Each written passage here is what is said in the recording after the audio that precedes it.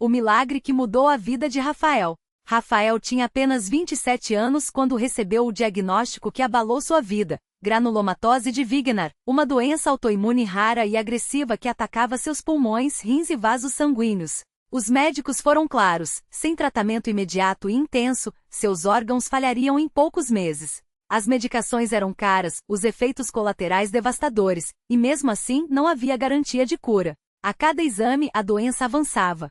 A esperança que antes existia, agora parecia um fio tênue prestes a se romper. Ele era filho único, criado por uma mãe viúva que trabalhava como costureira para sustentar a casa. Dona Maria, uma mulher de fé simples, mas profunda, nunca deixou de orar por ele. Porém Rafael, embora criado no cristianismo, havia se afastado da igreja após a morte do pai, quando ainda era adolescente. A dor o fez questionar a existência de um Deus que permitia tanto sofrimento. Agora, diante de mais uma prova, sentia-se sozinho, mesmo rodeado pelo carinho da mãe e de alguns amigos. Foi em um domingo à tarde, depois de mais uma crise de falta de ar, que Dona Maria o levou, quase à força, a um culto da Congregação Cristã no Brasil. Filho, já tentamos de tudo. Vamos pedir a Deus. Ele pode fazer o que os médicos não podem, disse ela com os olhos cheios de lágrimas, mas também de uma convicção que Rafael não entendia. Ele relutou, mas acabou entrando na pequena sala de reuniões, modesta e sem luxos, onde irmãos e irmãs, vestidos com simplicidade e respeito, cantavam hinos à capela.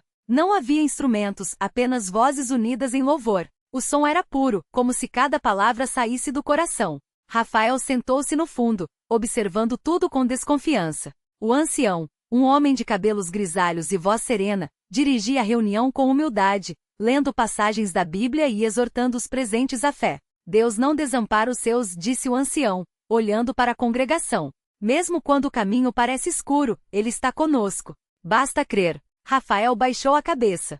Crer em quê? Pensou. Em um milagre? Mas algo naquele lugar o tocou. Não eram palavras vazias, nem promessas fáceis. Era a sinceridade daqueles irmãos, muitos deles com suas próprias lutas, mas com uma paz que ele não compreendia. Quando chegou o momento das orações, os irmãos se ajoelharam. Rafael hesitou, mas, movido por um impulso que não soube explicar, também se ajoelhou. Sentiu mãos se apoiarem em seus ombros. Eram irmãos que nem conhecia, intercedendo por ele em silêncio. O ancião orou com fervor: Senhor, temos aqui um filho teu que precisa da tua misericórdia. Tu és o médico dos médicos. Toca-o, cura-o, restaura sua saúde. Não pelo que nós somos, mas pelo teu amor. As lágrimas escorreram pelo rosto de Rafael. Não era apenas o medo da doença, mas a sensação de que, pela primeira vez em anos, alguém o via de verdade. Nos dias seguintes, ele voltou. Não por obrigação, mas porque sentia uma estranha paz naquele lugar. Os irmãos o receberam sem julgamentos, sem perguntas invasivas. Apenas com amor. Ele começou a participar dos cultos, a ouvir os testemunhos dados de pé, simples e diretos, de pessoas que haviam sido curadas, libertas, restauradas. Deus faz milagres, diziam. E ele queria acreditar. Uma noite, durante um culto de oração, Rafael sentiu uma dor aguda no peito. Assustado, pensou que fosse mais uma crise da doença. Mas em vez de piorar, a dor foi substituída por uma sensação de calor, como se algo o envolvesse por dentro. Ele caiu de joelhos e as lágrimas vieram sem controle. Senhor, eu creio. Ajuda a minha incredulidade, sussurrou. Naquela mesma semana, os exames surpreenderam os médicos. Os marcadores inflamatórios, antes altíssimos, haviam caído drasticamente. Os nódulos nos pulmões que antes cresciam, agora estavam menores. Isso não faz sentido, disse o médico, confuso. Continue o tratamento, mas isto é incomum.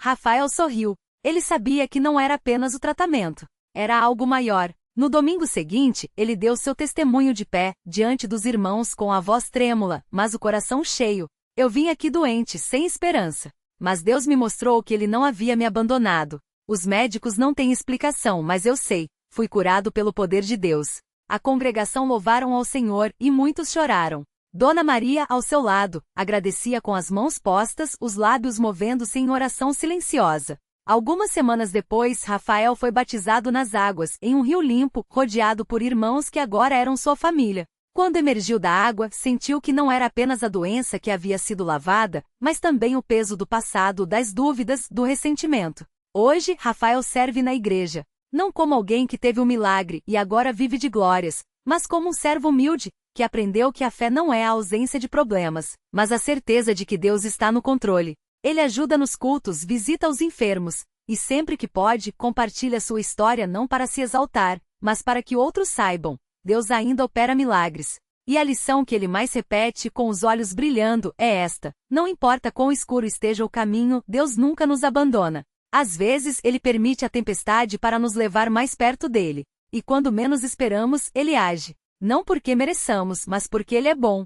Na congregação cristã no Brasil, onde a simplicidade e a fé pura são a marca, Rafael encontrou não apenas a cura para o corpo, mas a paz para a alma. E isso, ele sabe, é o maior de todos os milagres. A história de Rafael não ficou só nas paredes da sua congregação.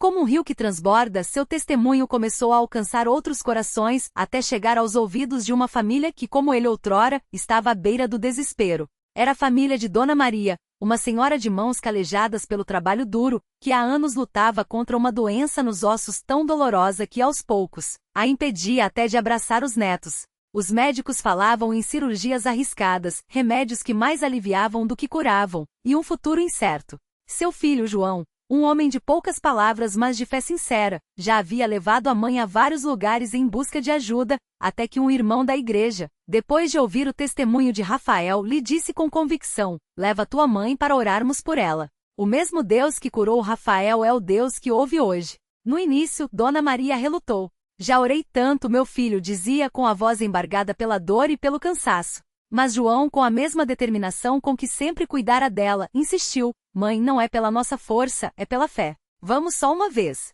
Se Deus quiser, Ele vai nos mostrar o caminho. E assim, numa tarde de domingo, entre hinos suaves e orações sinceras, Dona Maria foi levada à congregação. Não havia alarde nem promessas vazias, apenas irmãos unidos, intercedendo com o coração. Quando o ancião impôs as mãos sobre sua cabeça e orou, não houve trovoada nem sinal visível. Mas algo dentro dela mudou. Uma paz inexplicável encheu seu peito, como se uma carga pesada tivesse sido tirada de suas costas. Nos dias que seguiram, a dor não desapareceu de uma vez, mas começou a diminuir. Primeiro, ela conseguiu segurar a colher sem tremer. Depois, amassar a massa do pão como fazia antigamente. E numa manhã, enquanto regava as plantas do quintal, percebeu que pela primeira vez em anos, não sentia aquele aperto nos ossos. Choro de gratidão escorreu por seu rosto enrugado. Não precisou de exames para saber, Deus a havia tocado. Hoje Dona Maria não cansava de contar como o Senhor a levantou. Pensei que minha história tinha acabado, dizia, segurando a Bíblia com mãos agora firmes. Mas Deus mostrou que para Ele nada está perdido. Até quando a gente acha que não tem mais jeito, Ele faz um jeito. E assim como Rafael, ela se tornou mais um elo nessa corrente de fé que não se quebra. Na congregação cristã não há espaço para ostentação, mas há espaço para milagres. Aqueles que não vêm com luzes nem câmeras, mas com lágrimas de alegria e corações transformados. Porque ali, entre pessoas simples que creem no poder da oração, Deus continua escrevendo histórias que o mundo não consegue explicar, mas que os fiéis sabem. São sinais do seu amor que nunca falha. E a cada testemunho, a cada vida restaurada, uma verdade se reafirma: a fé não é sobre ter todas as respostas, mas sobre confiar naquele que as tem. E isso, para quem já viu o impossível se tornar possível, é mais do que suficiente. Naquela mesma semana, enquanto os irmãos ainda comentavam sobre o milagre na vida de Rafael, outra história de fé começava a se desenrolar silenciosamente nos bancos da congregação. Era a história de Dona Maria, uma senhora de mãos calejadas e sorriso tímido, que há anos carregava um fardo que parecia não ter solução. Ela chegava sempre cedo aos cultos, sentava-se nos fundos e orava em silêncio, com os dedos entrelaçados tão apertados que as juntas ficavam brancas. Muitos não sabiam, mas Dona Maria tinha um filho, o Lucas, que há mais de uma década se afastara de Deus e da família. Ele tinha se envolvido com coisas erradas, e cada notícia que chegava era como uma faca no coração daquela mãe. As noites eram de choro, os dias de oração. Ela já tinha perdido as contas de quantas vezes havia jejuado, quantas lágrimas havia derramado aos pés do altar, pedindo que Deus tocasse na vida do filho. Até que numa tarde de quarta-feira, durante a reunião de oração, algo mudou. O irmão que liderava a reunião naquele dia, sem saber da dor de Dona Maria, leu um versículo que parecia falado diretamente para ela: clama a mim, e responder-te-ei. Jeremias 33, 3. Foi como se uma voz sussurrasse em seu coração: não pare agora. Eu ouço você. Ela fechou os olhos e pela primeira vez em muito tempo, sentiu uma paz que não vinha das circunstâncias, mas de algo mais profundo. Naquela noite, ao chegar em casa, o telefone tocou. Era uma voz que ela não ouvia há anos. Mãe, é o Lucas. O coração dela quase parou. A voz do filho estava diferente, quebrada, mas havia algo novo nela, um tremor de arrependimento. Eu tô num lugar ruim, mãe. Não aguento mais. Eu quero voltar. Ela não perguntou onde ele estava, não questionou como tinha chegado naquele ponto. Só disse com a voz embargada: filho, Deus te ouviu. Eu também ouvi. Venha para casa. 3 dias depois, Lucas estava sentado ao lado da mãe no banco da congregação. Não foi fácil. Ele chegou com as marcas de uma vida errada, com a vergonha estampada no rosto, mas também com uma sede de algo que só ali poderia encontrar. Os irmãos não o julgaram. Não houve sermões pesados, nem olhares de reprovação. Só braços abertos, orações sinceras e um silêncio respeitoso que dizia: aqui, você pode começar de novo. Nos cultos seguintes, Lucas chorava. Não chorava de tristeza, mas daqueles choros que limpa a alma, que tira o peso de cima do peito. Ele confessou seus erros, pediu perdão a Deus e aos irmãos, e pouco a pouco, foi se transformando. O mesmo jovem que antes só falava com grosseria, agora pedia para ler a Bíblia com o irmão mais velho da igreja. O que antes fugia de qualquer conversa sobre Deus, agora era o primeiro a chegar para ajudar a arrumar as cadeiras ou limpar o templo. Dona Maria, que antes orava sozinha nos fundos, agora sorria ao lado do filho nos bancos da frente. E quando Lucas foi batizado, foi como se todo o céu se alegrasse com eles. A água do batismo não apagou o passado, mas lavou a culpa, e o que sobrou foi uma história nova, escrita pela mão de Deus. Hoje, Lucas é um dos jovens que mais testemunha na igreja. Ele não esconde de onde veio, porque sabe que sua história não é sobre ele, mas sobre aquele que o tirou do lodo e o pôs sobre a rocha. E toda vez que alguém desanima, que acha que seu caso é sem solução, ele olha nos olhos da pessoa e diz: se Deus mudou a minha vida, Ele pode mudar a sua também.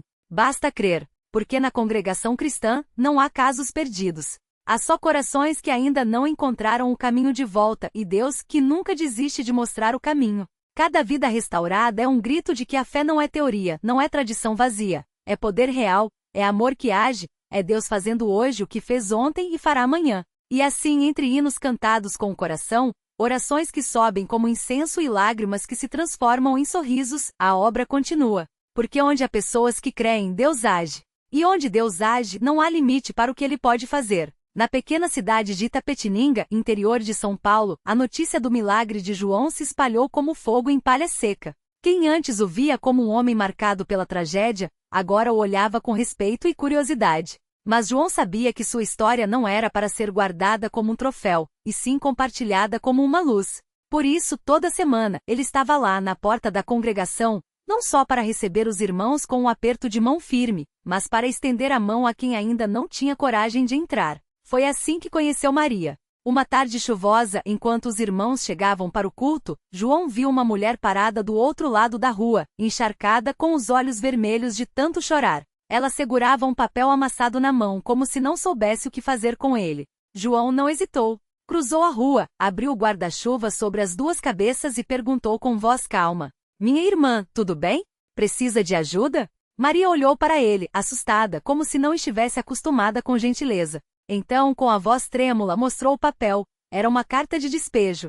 O marido havia ido embora, levando o pouco dinheiro que tinham, e agora ela, com 3 filhos pequenos, não tinha nem como pagar o aluguel. Já procurei em todo lugar. Ela disse, as lágrimas escorrendo misturadas com a chuva. Ninguém me ajuda. Acho que Deus também se esqueceu de mim. João não deu sermão. Não falou em tudo vai passar, ou Deus tem um plano. Ele simplesmente segurou a mão dela, ainda molhada, e disse: venha comigo. Dentro da igreja, o cheiro de café recém-feito e o som dos irmãos conversando em voz baixa criavam um ambiente quente, apesar do frio lá fora. João levou Maria até a cozinha, onde as irmãs preparavam lanches para depois do culto. Sem precisar explicar muito, as mulheres já estavam em movimento. Uma trouxe uma toalha para enxugar o cabelo de Maria, outra serviu um café com pão quente, e a irmã mais velha, Dona Rosa, sentou ao lado dela e ouviu tudo em silêncio, acenando com a cabeça de vez em quando, como se já soubesse que Deus estava no controle. Enquanto Maria contava sua história, João notou que os filhos dela, espremidos num canto, olhavam tudo com olhos arregalados, como se não estivessem acostumados a ver a mãe sendo tratada com tanto carinho. O menino mais velho, de uns 10 anos, segurou com força a mão da irmãzinha, como se dissesse: aqui a gente está seguro. No final da noite, Maria saiu da igreja com mais do que esperança.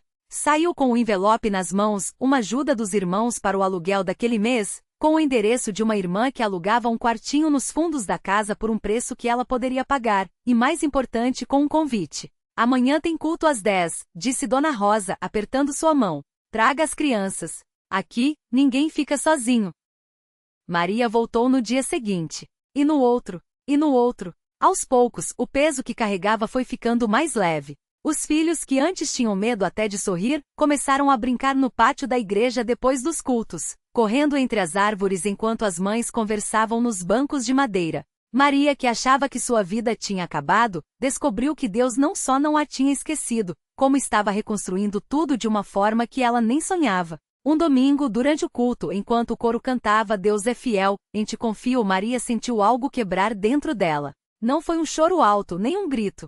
Foi um suspiro fundo, como se finalmente ela pudesse respirar depois de anos sufocada. Quando o pastor fez o apelo, ela se levantou, foi até a frente e, com lágrimas silenciosas, entregou sua vida a Cristo. Naquela noite em casa, enquanto arrumava as crianças para dormir, o menino mais velho olhou para ela e perguntou: Mãe, a gente vai ficar bem agora? Maria sorriu, passou a mão no cabelo dele e respondeu: Vamos, meu filho, porque agora a gente não está sozinho. A gente tem uma família. E era verdade. Porque na congregação cristã, família não é só sangue. É quem estende a mão quando você está caindo. É quem ora por você quando suas forças acabam. É quem mostra não com palavras, mas com ações que Deus ainda faz milagres, e que nenhum coração está tão quebrado que ele não possa consertar. João, que tinha sido o primeiro a ver Maria do outro lado da rua, agora a via todos os domingos, cantando com os olhos brilhantes, os filhos ao lado, como se nunca tivessem conhecido a dor. E cada vez que a via, ele lembrava da promessa que Deus tinha feito a ele anos antes: eu te darei uma nova vida, e através dela, muitos verão a minha glória. E assim a obra continuava. Porque em cada cidade, em cada rua, em cada coração ferido, Deus tem um João pronto para cruzar a rua, uma Dona Rosa disposta a ouvir, uma igreja que abre os braços. E onde a fé não há fim, há sempre um novo começo. Maria não era a única que tinha sido transformada naquela pequena congregação. Do outro lado do banco, sentava-se o senhor Antônio,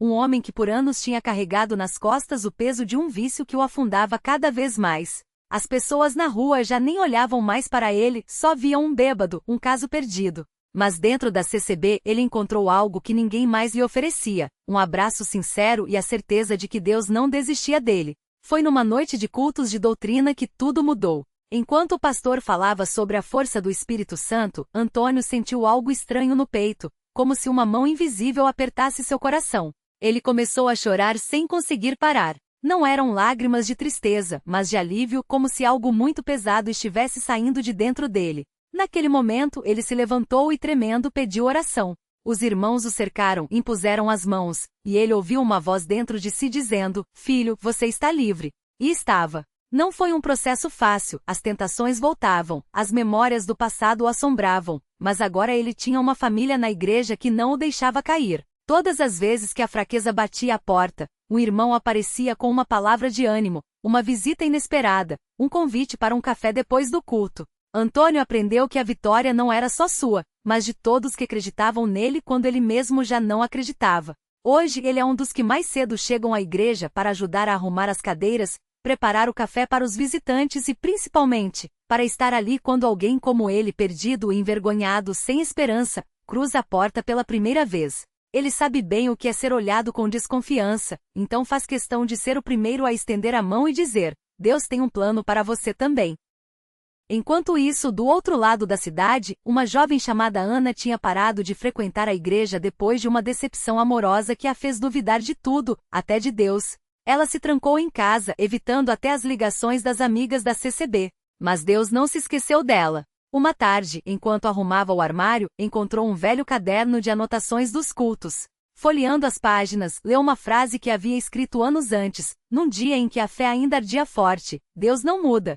Se ele foi fiel ontem, será amanhã. Aquilo a abalou. Naquele mesmo instante, o telefone tocou. Era a irmã Lúcia, uma obreira que sempre teve um carinho especial por ela. Sem saber da luta interna de Ana, ela simplesmente disse: Filha, hoje à noite tem um culto de oração muito especial. Sinto que você precisa estar aqui. Ana hesitou, mas algo dentro dela, ou alguém, a impulsionou a dizer sim.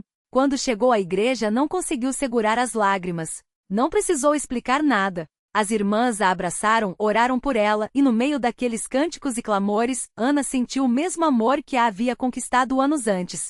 Não eram palavras vazias, não eram promessas sem fundamento. Era Deus, mais uma vez, mostrando que ele não desiste dos seus. Agora, Ana faz parte do grupo de jovens que visita hospitais e asilos, levando não só palavras de conforto, mas o testemunho vivo de que Deus restaura. Ela conta sua história sem vergonha, porque sabe que cada cicatriz é uma prova de que Deus esteve ali, costurando as feridas com fios de graça. E assim a obra segue. Porque na CCB não há espaço para desistências. Há espaço para recomeços. Há irmãos que não julgam, mas acolhem. Há pastores que não pregam apenas com a boca, mas com a vida. Há um Deus que não se cansa de fazer o impossível virar realidade. Em cada cidade, em cada bairro, há uma história como a de Maria, Antônio e Ana esperando para ser escrita. E tudo começa quando alguém, como João, como Dona Rosa, como qualquer um de nós, decide cruzar a rua, estender a mão e dizer: vem, Deus te espera. O milagre completo. Ana, que antes mal conseguia segurar um copo sem tremores, agora abraçava as crianças do orfanato com mãos firmes. Não foi da noite para o dia. Foram meses de fisioterapia, orações e a teimosia de João, que todas as manhãs a levava à igreja, mesmo quando ela chorava de frustração. Deus não tira a luta, mas entra nela com a gente, ele repetia. Até que num domingo, enquanto louvava, Ana sentiu os dedos se movendo sem dor. Primeiro um tremor suave, depois um aperto no ombro de Dona Rosa. O médico não encontrou explicação. Ela sorriu. O Senhor escreveu reto no que eu escrevi torto. Antônio, o ex-viciado, hoje lidera o grupo que o resgatou. Sua filha, que por anos o evitou, agora o chama de pai sem medos. Foi no dia em que ele, de joelhos no altar, quebrou o silenciador que carregava no bolso, símbolo de um passado que não o definia mais.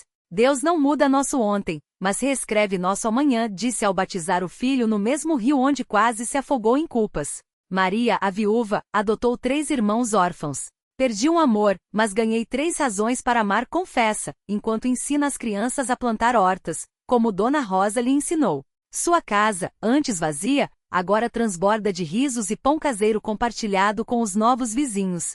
Reflexão final. Milagres não são só curas instantâneas ou soluções mágicas. Às vezes, são as mãos calejadas de um irmão que segura a sua quando o chão treme. São as lágrimas derramadas no colo de quem já chorou o mesmo choro. São as portas que se abrem quando achávamos que todas estavam trancadas. Deus não precisa de varinhas de condão, ele usa pessoas comuns, quebradas, disponíveis. Lição de vida.